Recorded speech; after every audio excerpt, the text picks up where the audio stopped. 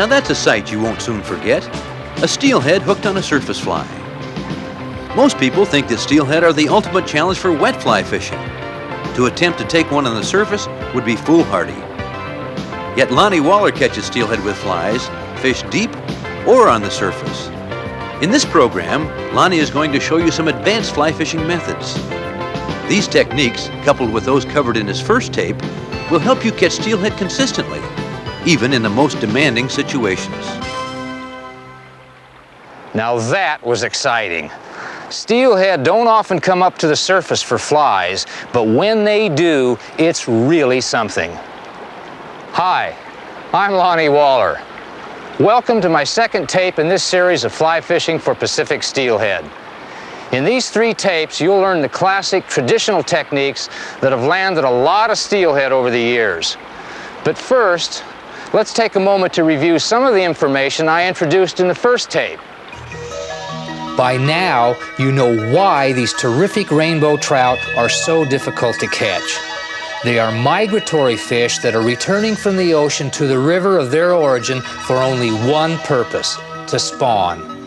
Unlike ordinary trout, steelhead aren't in the river to feed. They have plenty of energy reserves from feeding in the ocean, and the spawning instinct suppresses their appetite.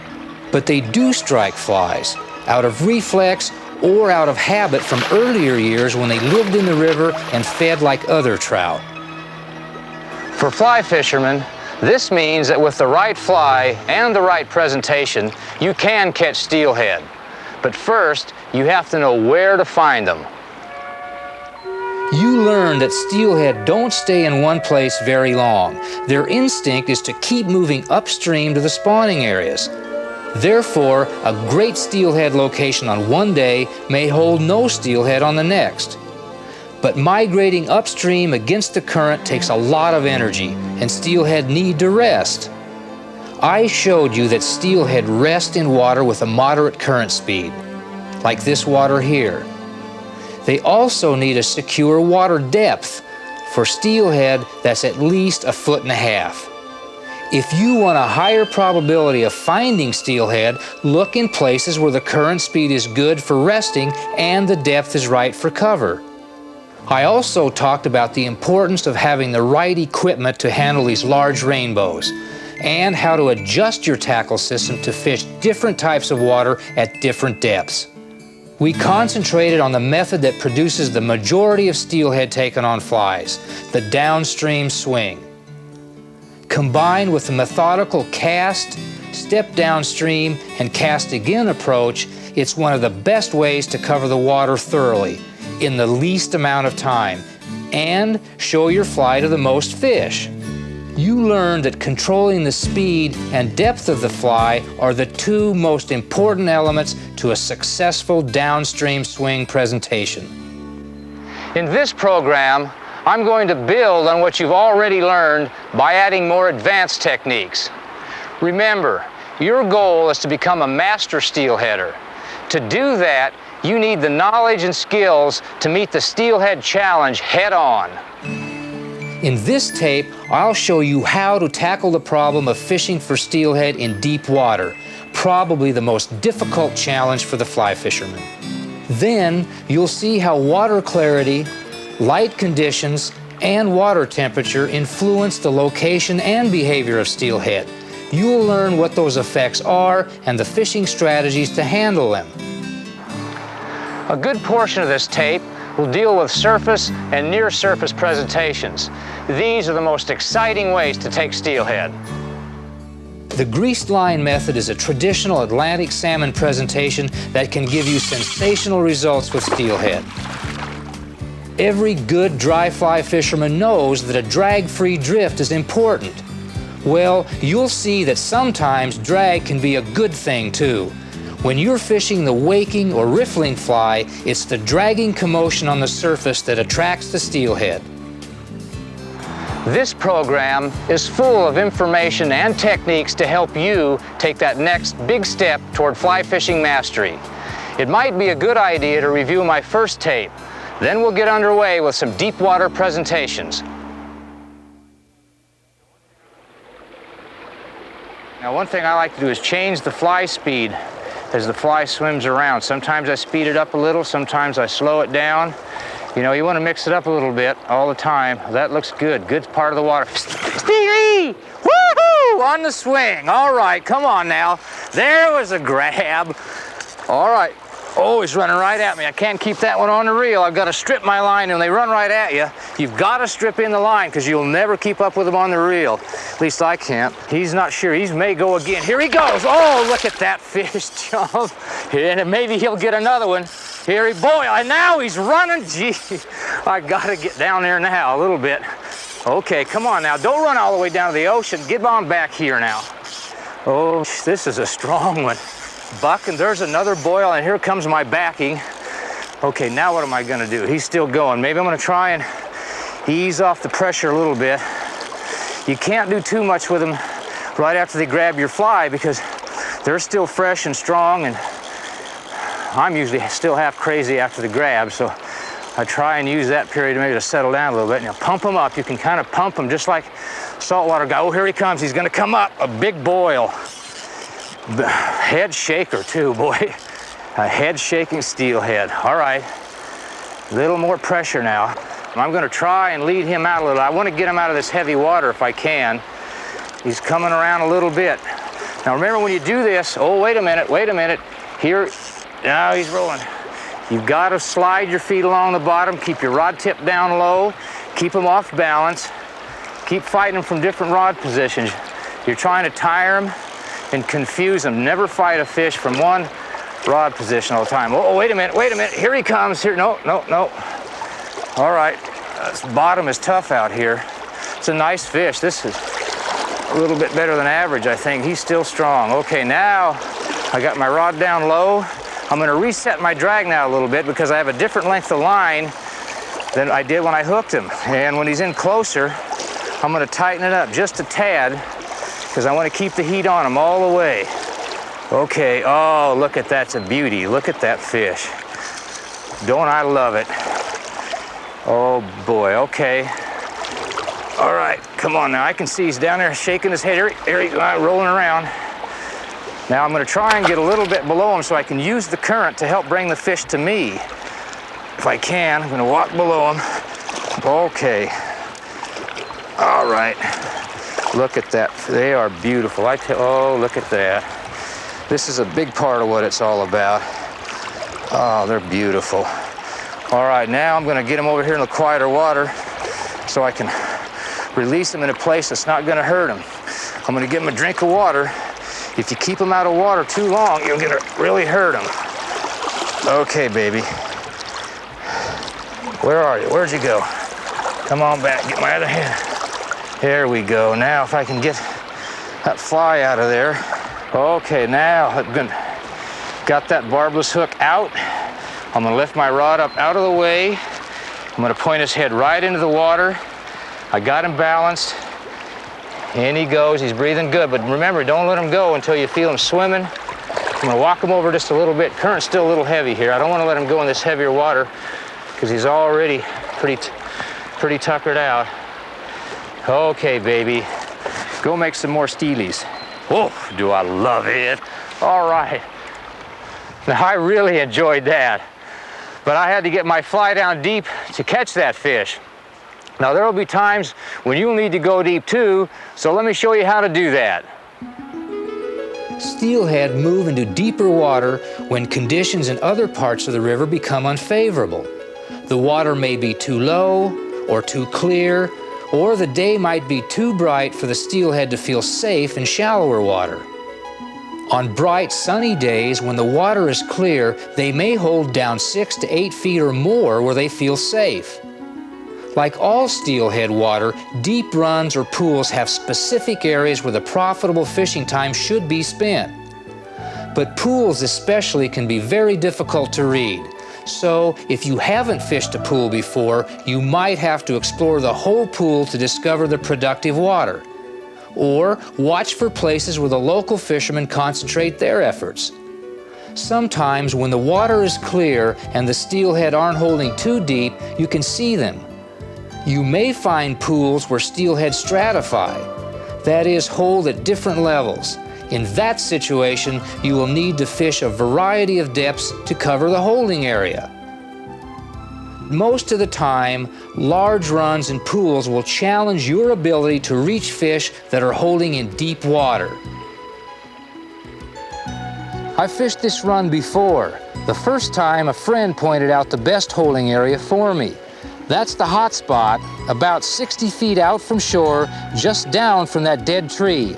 You can see this spot has good current speed and plenty of depth, and that's the problem. They lay close to the bottom here, and you have to get the fly down to them to have a chance. So, my first plan is to go deep with the downstream swing and a weighted system to reach the fish. For this presentation, I'm going to use a shooting taper. These lines come in different densities that allow you to reach different levels where the fish could be holding. In this case, I'm going to use this high-speed, high-D because it has the right density for this water. It's connected to 90 feet of floating shooting line. I'll use a short leader, only 3 to 4 feet long, to help keep my fly down. I always use at least an 8-pound test tippet. In heavy water, I might go to 10-pound test. To get the fly really deep, I'm going to weight the leader. You can use split shot, but I like these lead strips called twist-ons because they are easier to put on and take off. Twist the leads tightly around the leader above the knots so they won't slide down. I put one above the tippet knot to hold the leader down and another on the leader butt section to keep the tip of the fly line down. The last time I fished this run, I caught an 8-pound steelhead on a size 4 burlap. So I'll try it again. This one has a heavy wire hook for added weight. Now I've positioned myself well above the holding area so I can work downstream and cover it all. I'm going to make my first cast approximately straight across stream, but the added lead on my leader is going to change the balance of my tackle system, so my casting is going to require a slightly different approach. The main thing is to slow down your casting stroke and open your loop to avoid a jerky, clumsy motion that will destroy your accuracy or cause you to throw a tailing loop. You'll notice I also tilt the cast away from me and make as few false casts as possible to avoid the chance of getting hit with the weights on my leader. This system is not a pleasure to cast. Now I'm going to make my cast straight across stream, and I'm going to allow the line to carry my fly down. I'm going to follow with my rod tip, and when the slack comes a little tight in the current, the fly will begin its sideways swing in the current, just like your basic downstream swing presentation, only this time the fly is deep. Now when the swing is completed, I just can't lift all that deeply sunken line out of the water, so I'm going to retrieve the shooting line by placing coils in my mouth until I have the shooting tapered right close to the rod tip. Now I make a roll cast pickup to get my fly close to the surface, change the direction, a false cast, and I make the same delivery, only this time it's further out. Now here's something new to add to your book on the downstream swing presentation. In order to get my fly deeper and lengthen my line to cover new water, I use what I call the feed and pinch technique. I make the same cast, but then I feed some additional line out through the guides so the current will take the fly both downstream and deeper. I keep my eye on that shooting line as I feed out several feet. When I think the fly is deep enough, I pinch it off tight, and now the fly begins its deep swing across stream. Okay, if I feel my line or the weights on my leader ticking on the bottom, I'll know that the angle of my presentation and the amount of slack that I fed out through the guides is just right to reach the bottom. If I don't feel that and I want my fly to go deeper, I'll make my next cast further upstream and I'll feed additional line through the guides. So the routine then is to cast, feed, follow with your rod tip, and then pinch off for a deep, slow, steady fly swing.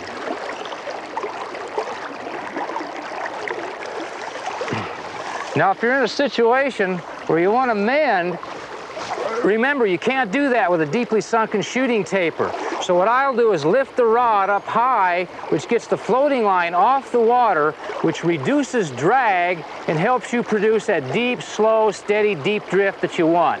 Now follow with your rod tip as it comes along, and you should have a deep sunken fly all the way through the downstream swing.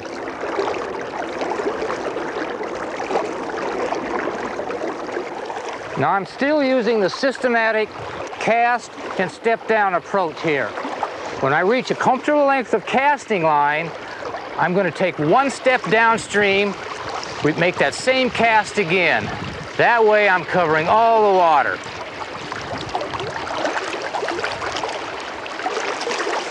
Now I'll set the hook if I feel the slightest pause or hesitation.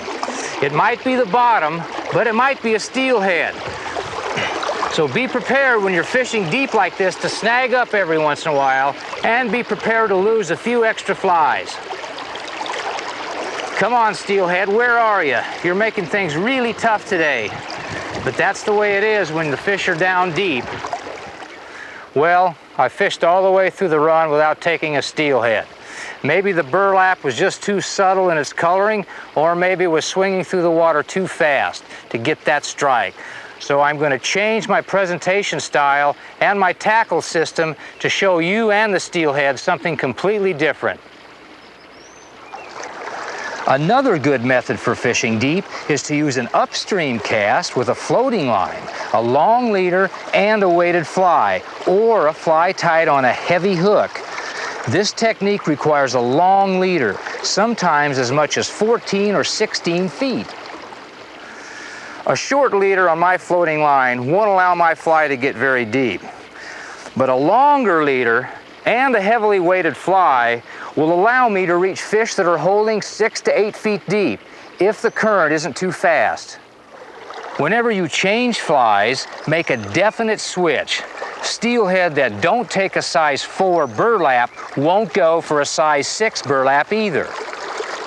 This is a size 4 boss. It's got more color than the burlap, plus with those bead chain eyes, it will sink quickly and take the leader down with it. The idea here is to cast upstream of the lie and let the fly sink in the current with a natural drag-free drift. That's the advantage of this presentation over the downstream swing, where sometimes the fly swings through too fast. With the upstream cast, the fly drifts down at the same speed as the current. I know from past experience just about where the fish like to hold. So I've positioned myself upstream from that area at about a 45-degree angle. Now, given the current speed here, I've next selected my secondary target zone, that spot where the fly must land in order to give it time to sink down to the depth and reach the fish that are holding here. Okay, now I make my cast to that secondary target zone, and as the current brings the line and the fly back to me, I take in the excess slack. Now, as the fly goes by me, it's sinking deep. So now I'm going to feed out slack until that fly reaches that primary target zone. All right, now it's drifting by the fish at the deepest part of its drift. When the slack comes tight, the fly will begin to lift and swing into my side of the bank. At that point, the dead drift part of this presentation is over, and we're going to be fishing the downstream swing. So men, follow with your rod tip and give them that old hang down tease. When your fly is straight below you, give your fly a couple of twitches and pulls to coax a fish into striking that may have seen your fly over there and followed it in. Okay, now let me show you that again. I'm going to make my cast to that target zone. Going to strip as the line moves toward me. Remember, it's sinking now all the time, moving deeper and deeper. Now it's going by my position. It's just about reached the deepest part of the drift. Now as it swings below me, I'm going to feed out excess slack to keep that fly down and under control. All right, now it's going by the primary target zone. It begins to lift a little bit, and at that point, the dead drift part of the presentation is over, and I'm fishing the downstream swing. And then as you come into your hang down, give the fly a couple of twitches and pulls to coax a fish into taking that may have seen your fly and followed it around.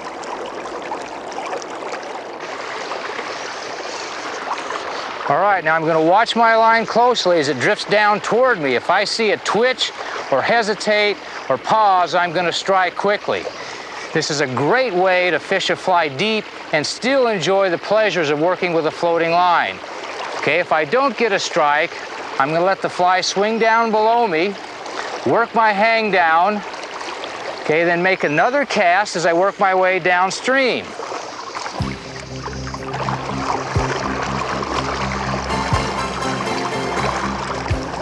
Now you know two good ways to fish the deeply sunken fly for steelhead. Both of these presentations will come in handy, especially if you fish in winter or early spring when the water is cold and steelhead are almost always near the bottom. It's time for a break. I went through a lot of material pretty fast. You should grab your guidebook and go through this section again.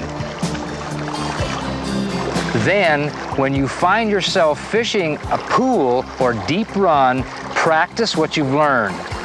Meanwhile, I'll stay with the floating line and deep sunken fly and finish covering this run.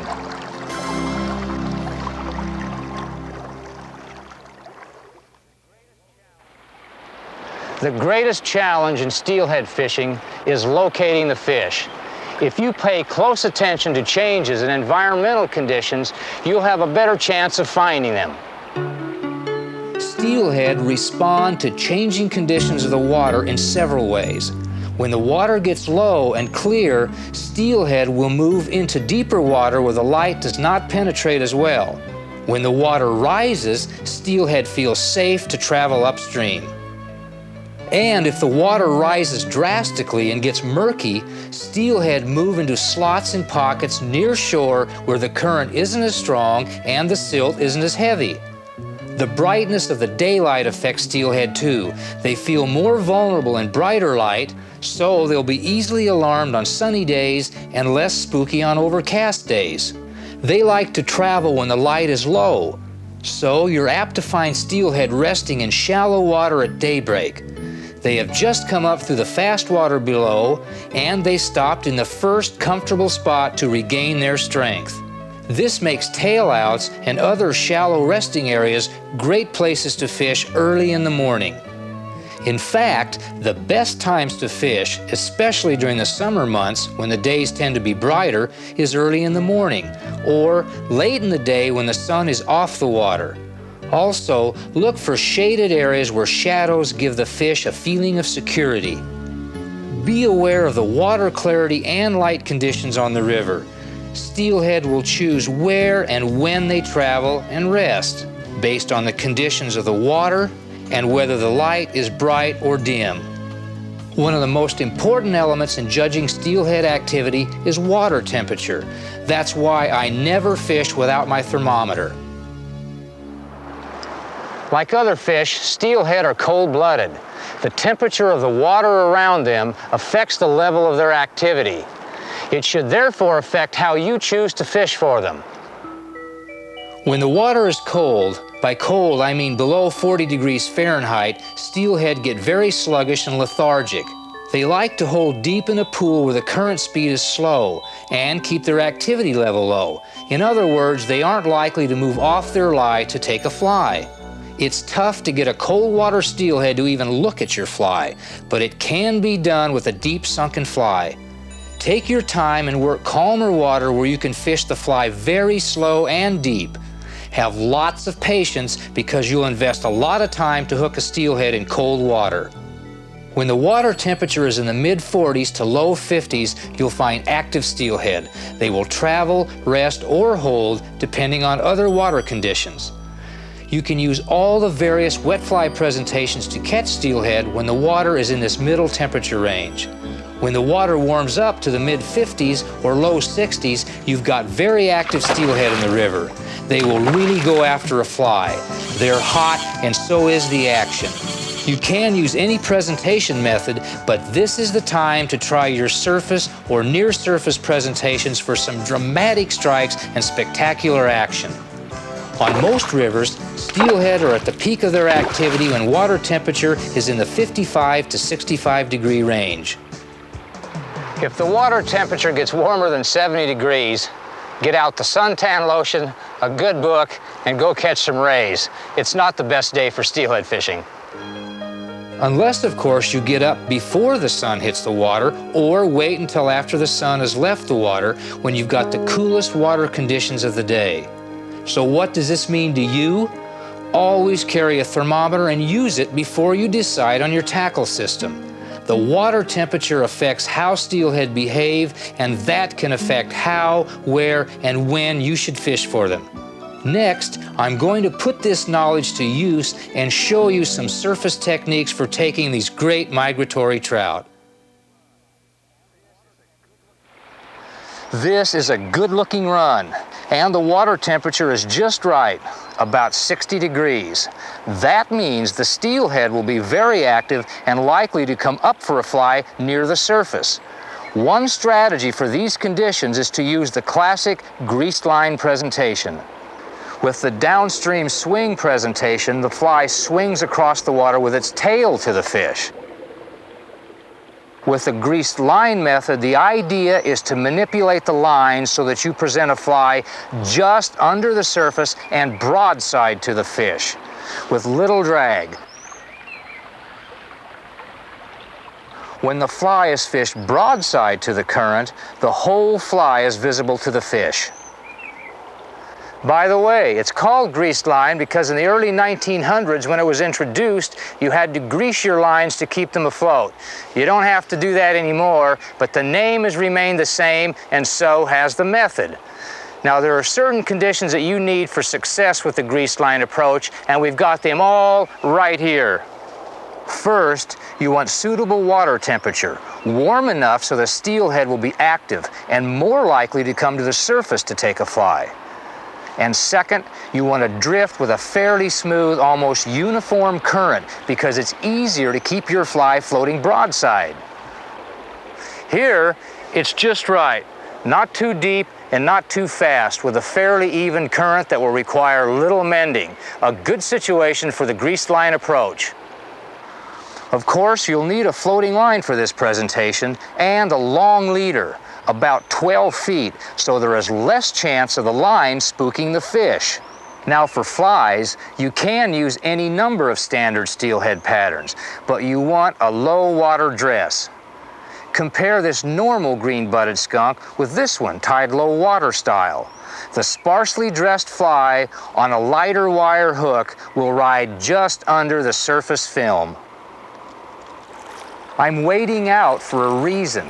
When I start casting, I want to be out far enough so that there is at least 18 inches of water directly below me. That way, I can fish the hang down in combination with the greased line presentation. I'm going to make my first cast up and across stream. All you're trying to do is to mend and manipulate your line so that it stays straight and at approximately a right angle to the main current speed. This keeps your fly riding broadside on a natural rate of speed. Okay, now you follow with your rod tip and mend whenever you have to. All right, now the fly is beginning to go into a swing downstream, so I fish that swing, mending if I have to, and following with my rod tip. All right, let me show you that again. You make your cast up and across stream. Now you mend, get that line straight, follow with your rod tip. The idea is to keep that fly moving broadside to the current for as long as possible. Sometimes it helps to keep a little bit of your line off the water. That helps reduce the drag. Now we're going into our swing. Okay, follow it around with your rod tip. Now we're going into our hang down, so I'm going to lift and twitch that line a little bit. And that's the way I fish the greased line presentation. So the greased line becomes the downstream swing, and then I fish the hang down all on one cast. This is a natural combination that increases my probability of raising a steelhead. Knowing these multiple techniques, understanding how to combine them effectively and when to use them to meet the needs of the situation is the mark of a master angler. A common problem when fishing surface presentations is to strike as soon as you see the fish take your fly. What you really want to do is wait until you feel the fish pulling on your line. All right, then you react by a strong sideways pull with a low rod position. This will pull the hook into the corner of the fish's mouth, and then all you've got to do is hang on and get ready for the fight. If you fish greased line in faster water with varying currents, you have to mend more to keep the fly moving slowly and broadside to the fish. In fact, some water, like the water in riffles, is just too fast and turbulent for the greased line. Also, because we're trying to get the fish to come up to the surface, the greased line method works best in low, light conditions. There's a kind of a quiet, the peacefulness on the Steelhead River early in the morning like this. It's a favorite part of my fishing, I know that. And when you get a fish this way, it's all right on the surface, and it seems to fit that explosive kind of grab right on the surface. Kind of is a real contrast to the morning, and I think that even accentuates it more and makes it even more exciting. You know, the morning is real quiet, and then the next thing you know, there's this explosion on your fly, and that electricity goes up your rod, and that fits real well with a quiet morning like this. Come on, I want to grab out here now. Hey, make a mend, follow with the rod tip. Oh, there he is! Woo! Look at that one go! All right, the grab on the top. And look, here he's running. Look at that thing run downriver.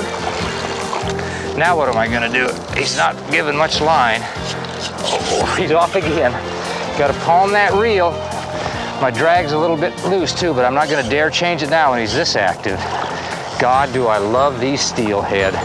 Boy, this floating line, I tell you, there is nothing like a grab on a line in the surface. It is outrageous. Oh, I love it. Boy, he rolled on the fly the first time, so what I did is made the same exact cast again, only this time when it swang through, I slowed down the fly speed just a little bit. Here he comes, oh, he's going now. Oh, I don't want him unbuttoned. No, he's still on.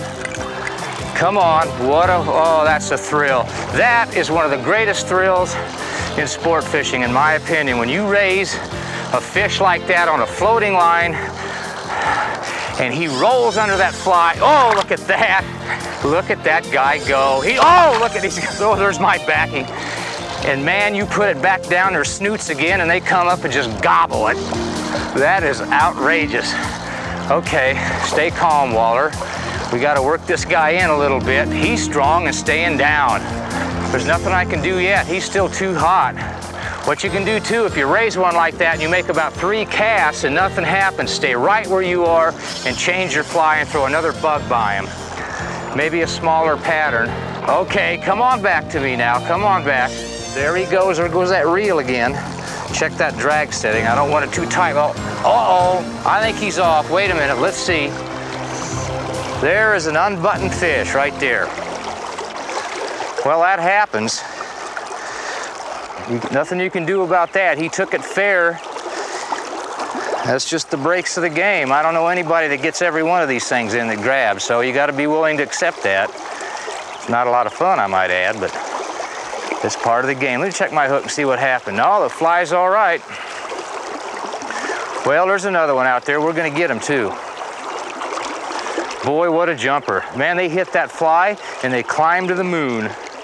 It's a real challenge to take a classic approach like the greased line presentation and make it work. You can take a break here while I change flies and work through this water again. Check your guidebook. It's got some great stuff on the greased line method. The water is still 60 degrees, and I'd like to show you a surface presentation. The most difficult way to try for steelhead is with the pure dry fly approach. Large dry flies, like these, are fished using an upstream or downstream cast, so the fly floats drag-free, just like you would fish for ordinary trout. Doug Swisher has a great tape out on advanced casting techniques that can help anyone improve his or her drag-free presentations. There are anglers who have had success with a pure dry fly presentation, but it is normally not a high probability method for catching a steelhead. Instead, I'm going to use an approach that does have a high probability for catching a steelhead. I'm going to fish the waking or damp fly technique. Active steelhead seem to be attracted to a surface commotion, perhaps in remembrance of their days as juveniles when they fed on aquatic insects struggling on the surface. The waking fly is designed so that when it is fished with tension, it drags along on the surface, making a V or a wake. That's how it got its name. What makes the waking fly so much fun is that you'll see the steelhead take your fly, and that's something to see. Active steelhead see that wake and strike. Bazam! Really hard. You can use your favorite rod. I'll stick with the same one I've been using, a 9.5-foot graphite 2 for an 8-weight line. In fact, I'll stick with the same line too, a weight-forward floater and the same leader I was using before. Now look at these flies. Each of these patterns are tied with materials that make them float and waken the surface. This one is called a bomber. Here's an October caddis. And this is called the dragonfly. And here's a fly I designed. I call it the Waller Waker. It's tied on a light wire hook to help it stay on the surface. The clipped deer hair body makes it float and wake, while the white wings allow me to see it under low light conditions. Since I'm going to fish on the surface, I add floating to the fly to keep it on top. Let's get out there and give it a try. This run has the perfect current speed for resting steelhead, and the surface here is smooth enough so my fly will wake without being pushed under by rough water. Now I'm going to fish this waker with the Downstream Swing presentation, only it's a surface fly, so we're going to see the fly as it wakes and moves across downstream below us. I'm also going to use my rod a little bit differently for this presentation. I'm going to lift it, twitch it, make that fly wake tantalizingly in the surface. Sometimes that really stirs a steelhead. Sometimes you have to mend, it depends on your current speed. Other times you just kind of follow the fly around until it comes to a stop down below you. Okay, and also you want to start with short casts, cover the close water first, just like in a regular downstream presentation. Let me show you that again. Dry this fly off a little bit, they get wet this way. Make that cast out. Mend if you have to. The key to this is to keep just the right amount of pressure on that fly as it swings down below you. Sometimes that means you have to lift with your rod to keep the tension on the fly. Other times you may have to mend, and sometimes you may have to drop your rod down if the water's a little bit faster. The key thing to remember is to keep the fly moving and waking across the surface. Keep your line fairly tight too. Too much slack will let that fly just dead drift, and you don't want that for this presentation. You want that fly to keep moving at that slow, teasing arc. No takers that time, but I'll bet you if I wade out there and make about 4 or 5 casts, I'm going to roll a fish.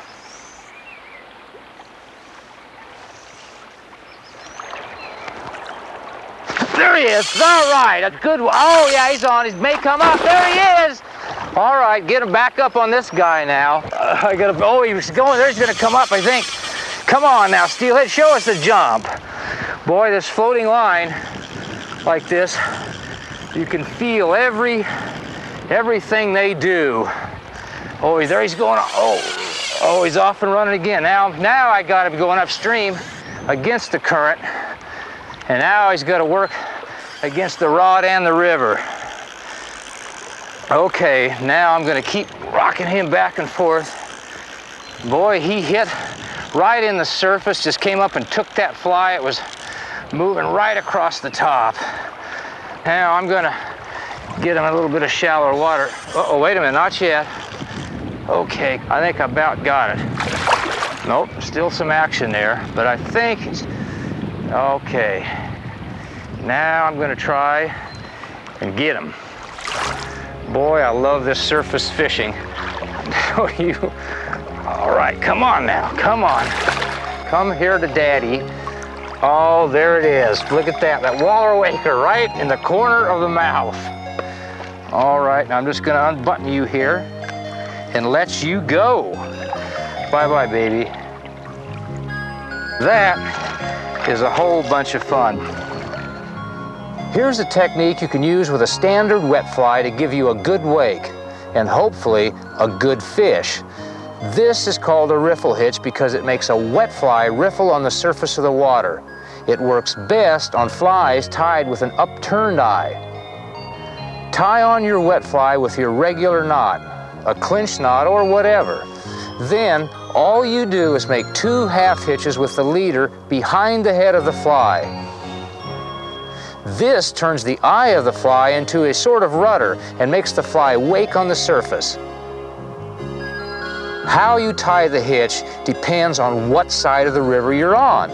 If the current is moving to your right, tie your half hitches to the left side of the fly. If the current moves to your left, tie them to the right side. This pulls the head against the current and throws a good wake. You use the same presentation and tackle system as you do for the waking fly, and you fish it in the same way. Remember, you're trying to create a wake that'll attract the steelhead. Too much tension on the line will cause the fly to jerk, which may spook your fish. Too little tension will allow the fly to sink below the surface, thereby losing the waking effect. It's got to be just right, and practice makes perfect. A stubborn fish will oftentimes come to the riffled fly that's refused other presentations. The key to the whole thing is to keep just the right amount of tension in the line to throw a good wake. I want to show you one more technique. This is called a slider, and it lets you fish more than one fly at the same time. One will wake, the other will fish wet, just under the surface. I've chosen a red-winged blackbird for my point fly. It's the wet fly.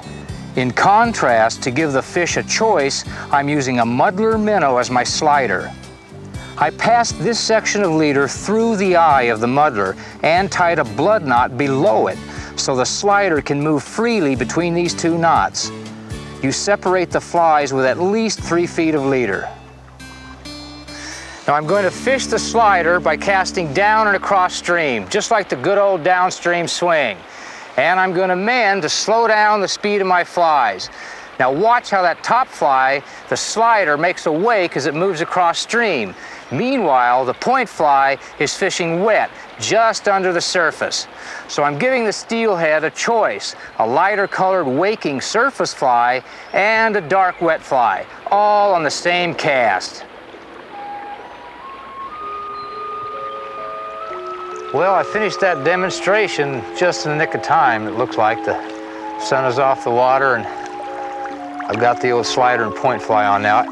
And it's a good way to fish in the evening when you got a nice, calm, smooth, flat run to work like this. This is really a pleasure. I think it's important too to remember that you don't always catch a fish every time you go out. It's not that kind of a sport, and it's not that kind of game. I think most of the guys that I know that are really accomplished steelheaders understand that, and they fish for more than just catching fish. Now, nobody likes to go without steelhead, but you know, you don't get real excited if you don't get one every time, because you know there'll be those magic days when you'll get more than your share. So tonight I'm hoping is going to be one of those nights. We got a good point fly on the end of that leader and a good slider, and the water feels good. So I'm looking forward to rolling, at least 1, maybe 2 fish.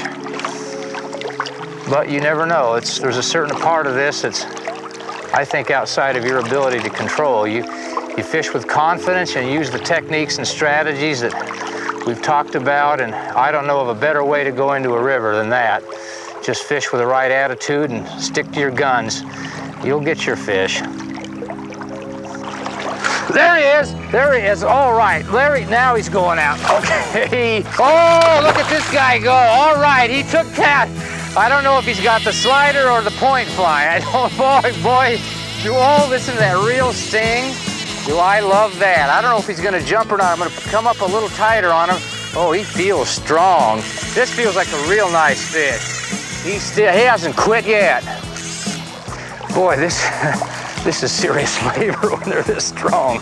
I'll tell you, I love it. I'm not complaining. We're gonna get this guy. I bet we're gonna get him. Get a look. I gotta see what fly he hit. You never know. Oh, wait a minute now. See, and each fish fights you different. There are some fish that do it all on the surface. There are some like this guy that just turn and run down, straight down river. And then there are other guys that you never really see till the end. They fight you all the way on the bottom. This guy was a track star. Okay, he took the point fly. Okay, oh, pretty, pretty, pretty fish. And we just about got him. I'm gonna get a little bit out of this deep water. Boy, thanks for the run. Oh yeah, he took that point fly. Look at that guy. What a beautiful fish. I never get tired of seeing him. I'm gonna let him go. Gonna release you, friend. Gonna let you go right in the corner of the mouth. Looks like somebody hooked him once before. Nice girth. I'm gonna lift him up now. The barb is down. Gonna pull that right out of there. Point the fish into the water. Okay, sweetheart. I love you and you did good. Bye-bye, baby. I hope I see you again sometime. There's no thrill like taking a steelhead on the surface.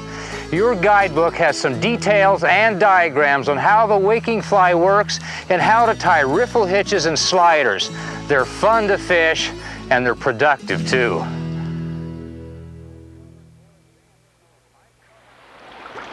I've covered more advanced skills in this tape, building your knowledge to meet the challenge of different conditions in the river. That's the way you develop into a master angler. And if you use the guidebook each time you watch this tape, you'll continue to learn something new. I built on what was covered in the first tape and used that knowledge to fish with a plan. First, I fished the deep sunken fly with a weighted tackle system and the feed and pinch modification to the downstream swing. Then, I switched my line, my fly, and my casting strategy, going upstream for a deep dead drift. Next, you learn how water conditions influence the movement and activity of steelhead. Water clarity, light, and water temperature play dominant roles in steelhead behavior. And now they play a dominant role in how you fish. I continued to adjust my plan to the conditions. The warmer water meant more active steelhead. So I went back to the classic Atlantic salmon traditions and used the greased line technique to fish a fly with a broadside drift near the surface. And then you learn to fish the waking fly, the riffle hitch, and the slider. I caught some good-sized steelhead with those advanced presentation techniques. Did I say good-sized? Well, maybe I spoke too soon, because some of the biggest steelhead in the world are waiting for us on the Skeena River system in British Columbia. Here, in the rugged beauty of this great wilderness, I'll face the challenge of fly fishing for trophy steelhead. These giants are really the ultimate, my friends, and experienced steelheaders look forward to their entire lives. Join me for the last tape in this series, Fly Fishing for Trophy Steelhead. It'll be a trip you'll never forget, and I won't either.